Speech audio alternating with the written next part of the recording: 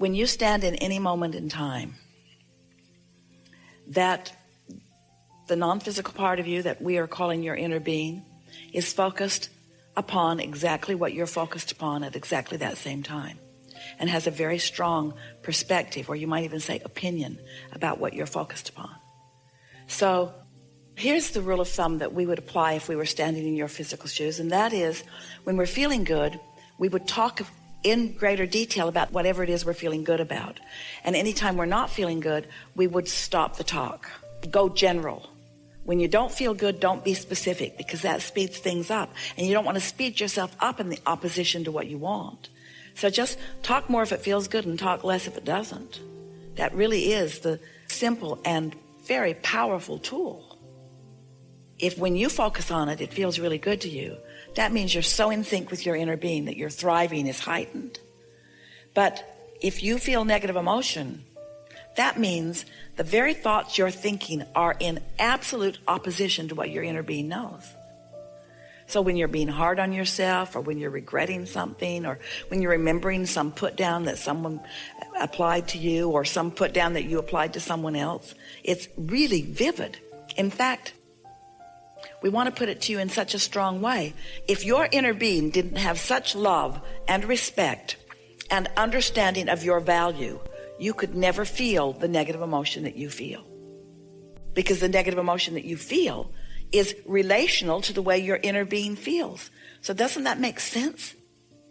When you're mad at yourself or down on yourself, that's proof of how your inner being feels.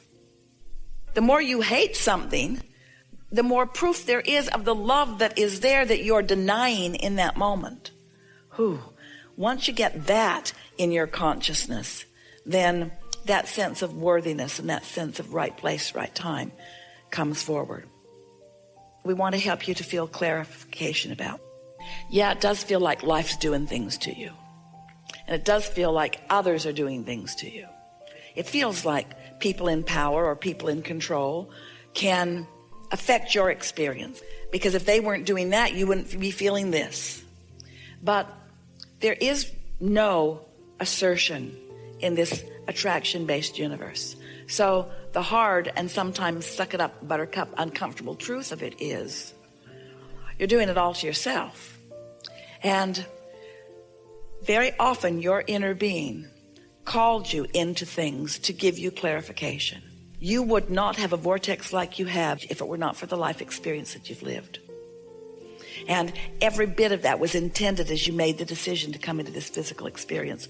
So many choices about so many things that are serving you so well, you see.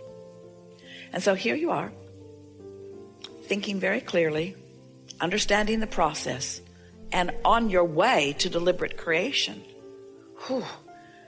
There is no sweeter living of life than to have launched a rocket, maybe even unconsciously, somehow come into awareness that there's something that you want that you're not a vibrational match to, because your negative emotion is letting you know it. And then focus yourself into positive emotion about it, and then watch the universe yield it to you. That conscious realization or association between the thoughts that you have deliberately been thinking and the manifestation that follows, there is no greater high or greater enthusiasm or greater zest or greater awareness of your purpose of life than that. Talk about enhancing your sense of worthiness, you see. No one else can pronounce you worthy, because nobody else can pinch you off from the abundance that you seek.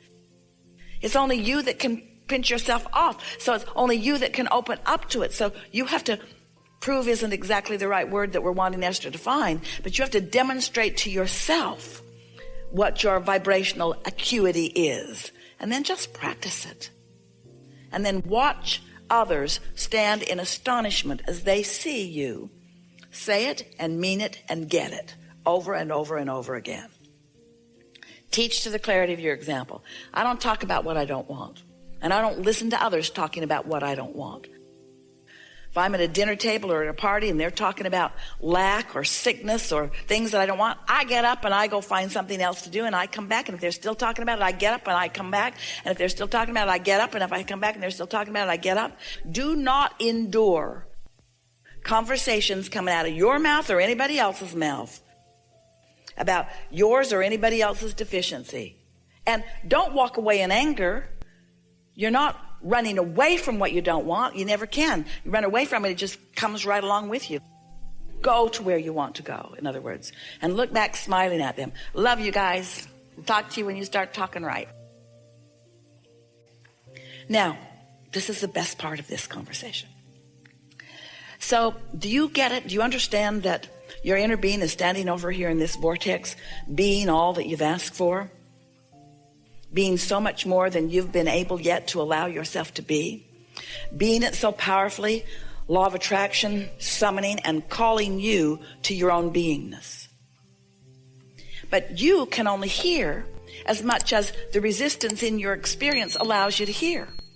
So when we talk about your inner being calling you, your inner being is calling you along your path of least resistance. And your inner being knows what things you can hear and what things you're not ready to hear. You follow that? So when we talk about being in the receptive mode where you hear or you get an impulse, that's just the impulse that you're most ready to hear at any given time, given the resistance that you hold. And so it would be accurate to say that you rarely really hear what your inner being is calling you to, but your inner being is completely content just to call you over there so it can call you over there, so it can call you over there, so it can call you over there, so it can call you over there, so it can finally call you over there. You see? And along the way, every impulse, every feeling is as much as you can get, and it's as much as you are able to decipher, given the resistance that you hold. And every time it's enough. Every time it's just right. One thing leads to another, leads to another. It's not so different from Esther losing her beautiful gold pen. And they'd moved to another state and she couldn't find it, and she really wanted it. It was expensive, it was meaningful, and it was her favorite thing to write letters with. It was a beautiful fountain pen, so well balanced in her hand, and she couldn't find it. She looked everywhere, unpacked every box, went through all of her handbags, instantly, kept going back to the closet, feeling through them, feeling in the lining, feeling them. It's gone, it's gone, it's gone. She said to Jerry, I cannot find it. He said, oh good, something to buy. But Esther wasn't satisfied. This one was sentimental. She wanted it. She really, really wanted it, but she could not find it. And we explained to her, you cannot find what's lost. You cannot find something that you believe is lost. You cannot find something you believe you cannot find. Talk about resistance on your trail. If it's lost, even if it's there, you can't see it. It's lost. We're not kidding you. Your perception, you are translating thoughts to things, and your perception is everything, you see. So then she finally gave up on it. Just accepted that it was gone. Didn't want to, but did. And then about a month later, she was looking for a little perfume sprayer. Hadn't seen it either. So she reached in a purse that she thought it was last in and came out with that pen. She wasn't looking for the pen that was lost anymore. So then she could find it. And so that's kind of what goes on. In other words, your inner being will guide you. So Esther's inner being guided her to look for the perfume that she believed was in the place where the pen was. You see what we're getting at? Because her inner being knew where the pen was. Esther had felt around in that bag, dumped it upside down. It is uncanny how clever the universe is to give you what you believe. So you're never doing anything wrong. You're doing some clarifying things. How do you find your balance? How do you find your balance if you don't test it a little bit? How do you know what feels good if you don't allow yourself to know what feels bad? How do you know what your inner being really thinks about you and other things if you don't think in opposition to it sometimes? How do you know? You wouldn't know.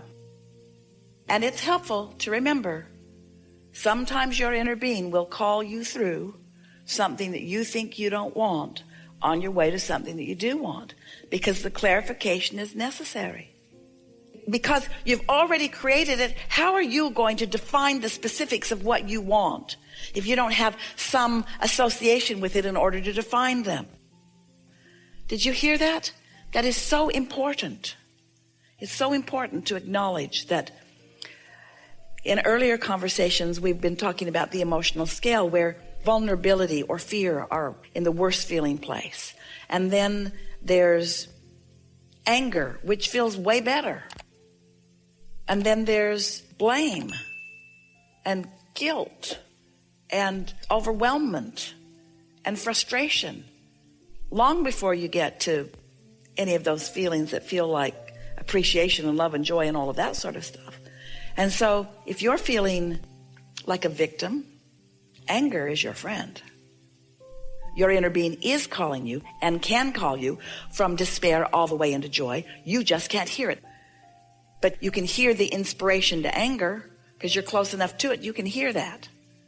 So others will look at you and think, oh, Abraham, that can't be right. You can't be saying that someone's inner being, someone whose source energy would actually call someone to anger. Yeah. Call you into anger because it's so much better than the despair that you're feeling or the vulnerability that you're feeling or the victim that you're feeling. And so that anger is a step in the right direction. And yes, indeed, your inner being is calling you not to stay there, because your inner being is going to keep calling you from anger, revenge, all of that, right through it into hope and so on. But your inner being is always calling you. Talk about a friend, talk about support, talk about someone who knows, talk about never-ending love, talk about understanding who you are, you see. So the more you know that, the more you are likely to listen for that, to feel for that, until in time, those vibrations are rarely in your experience. They will never be completely gone because you're going to be eager for life and looking for more experiences and wanting more exposure and wanting to put more things into your vortex. But it's all good, you see. It's a wonderful thing to know what you now know. Well, here's what's going on. You're really going to like this. All of you are. So, as you're sifting through the details of life, you're launching these incremental rockets of desire. And it's not likely, maybe even possible, for any of you to really comprehend the full picture that you have incrementally been painting. So your vortex, let's just start by saying, is vaster and more extraordinary than its individual components that you've tossed in. Because